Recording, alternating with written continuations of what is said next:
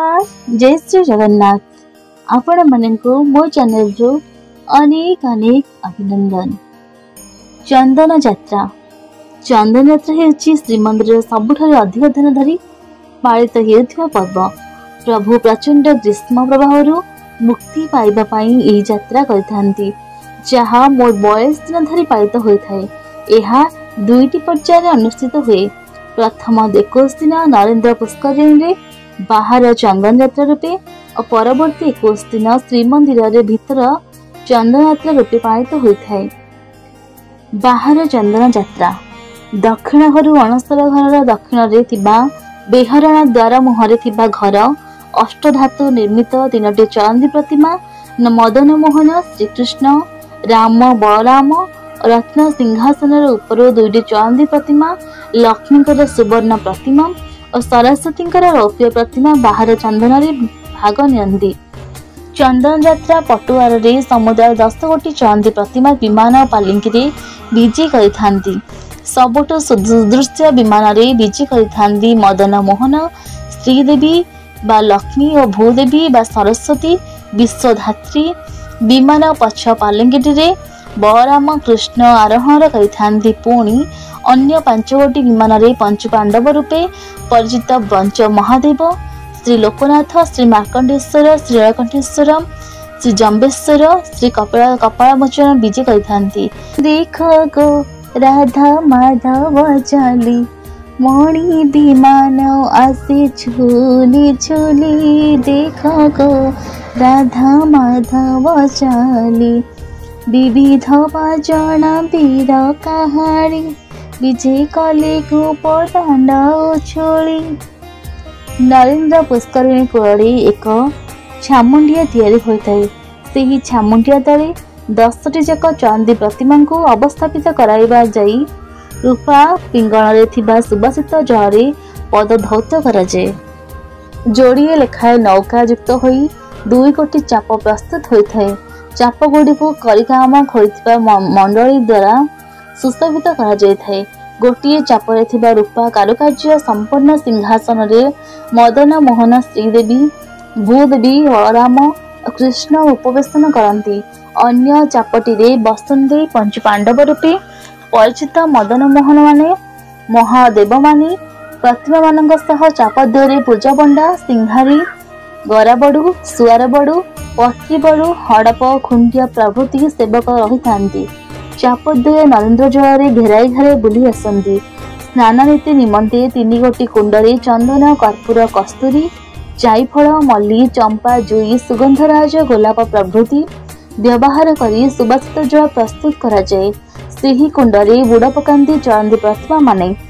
चंदन यात्रा 21 दिन रु 20 दिन मदन मोहन प्रत्येक दिन नुआ वेश धारण करती। एहार अनेक गुड़िए वेश कृष्ण लीलार स्मृतिचारण उद्देश्य अनुष्ठित होता है। नृसिंह जन्मतिथि रे मदन मोहन कौन प्रकार वेश हुअंती नहीं।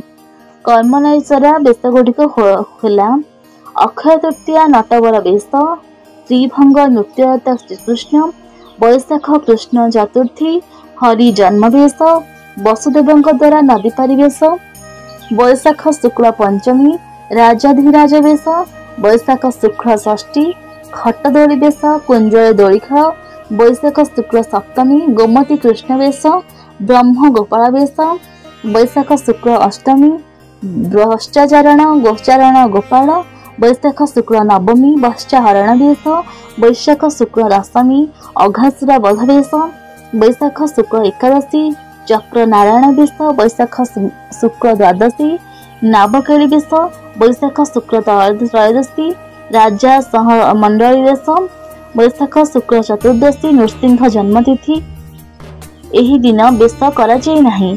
वैशाख पूर्णिमा कंदर्प रथ वेश गोपांगनांग द्वारा रथाकृति परिवेष्टित कृष्ण वैशाख कृष्ण प्रतिपदा स्थलभुज गौरांग वेश वैशाख कृष्ण द्वितीया रघुनाथ वेश वैशाख कृष्ण तृतीया गिरिपूजा वेश वैशाख कृष्ण चतुर्थी गिरी टेका वेश वैशाख कृष्ण पंचमी वस्त्रहरण वेश केड़ी कदम्ब तरुरी आरूढ़ कृष्ण तृतीय स्नानदाता गोपी मान द्वारा वस्त्रहरण लीला बैशाख कृष्ण षष्ठी चिंतामणि कृष्ण बेश मदन मोहन बेश मुरलीधर।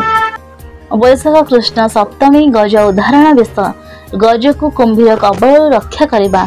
बैशाख कृष्ण अष्टमी कुंज बिहारी बेश निकुंजरे दोली खेल बेश पर रात्र चाप नीति संपन्न कराए। रात्रि चापरे दुई चाप सह गोटे बजंत्री नौका यही विहरण में व्यवहृत होता है। बजंत्री नौकार जड़े घंटुआ जड़े कलाहाड़िया जड़े तेलिंगी बाजा वादक रही था। जड़े सेवायत पोलांग तेलर दुहुड़ी धरी थाए। दिन चाप गोटे घेरारे शेष हो जाता बेले रात्रि चापरे तीन घेरा बुली जिबार परंपरा रही। देव विग्रह माने नरेंद्र पुष्करिणी चकड़ा निकट में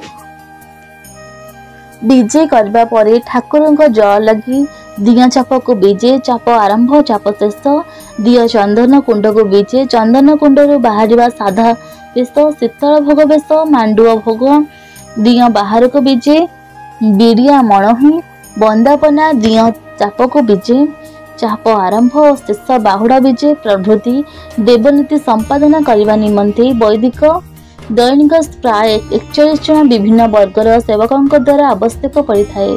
संगीत और नृत्य सहित यह यात्रा अति मनोरम होता है। यह यात्रार शेष दिन भौरी यात्रा पालन करा जाए। भौरी श्री जगन्नाथ महाप्रभुंकर 21 दिन व्यापी बाहर चंद्र यात्रार अंतिम दिवस भौरी यात्रा अनुष्ठित होता है। परंपरा अनुसार मदन मोहन बलराम कृष्ण श्रीदेवी और भूदेवी समेत श्री लोकनाथ श्री मार्कंडेश्वर श्रीलकंठेश्वर श्री जम्बेश्वर एवं श्री कपालमोचन को एक वर्णाढ्य शोभायात्रा नरेंद्र पुष्करिणी को विजय कराए। भौरी दिन केवल दिन चाप कराए रात्रि चाप कराए नहीं। दिन चाप नरेंद्र पोखरीर दीपदांडी चारिपटे 21 घेरा बुला जाए। ठाकुर माने नरेंद्र पोखरी 21 घेरा चाप खेलिया पर श्रीमंदिर को बाहुड़ी विजे करथांती। परंपरा अनुसार भौरी दिन सकाळ धूप हेबा पर पूज्य पंडा माने श्रीजीव मानक आज्ञामाला धरी रथ खड़ा को जाइथांती।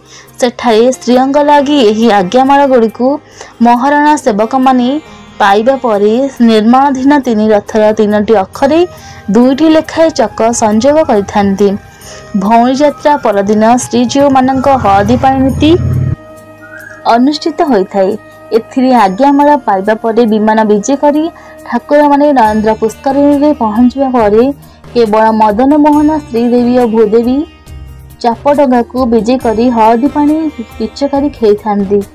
भीतर चंदन यात्रा परवर्ती 21 दिन व्यापी भीतर चंदन यात्रा पालन कराए।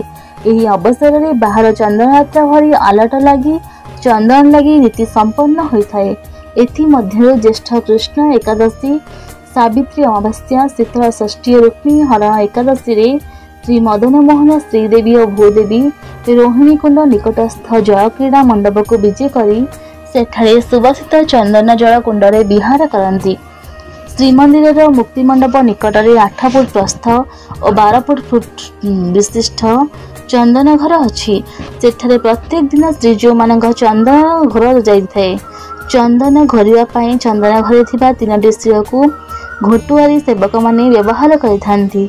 समुदाय 7 जन घोटुआरी चंदन घोरी।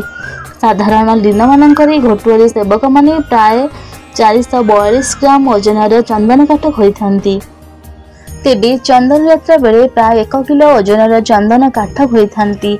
संध्या दीपर अन्न भोग अर्पण पर ठाकुर मानक बेश ओह्लाई दि जाए। 3 ठाकुर को बाहु और सन्निकट अंग बेशरे चंदन प्रलाप कराए।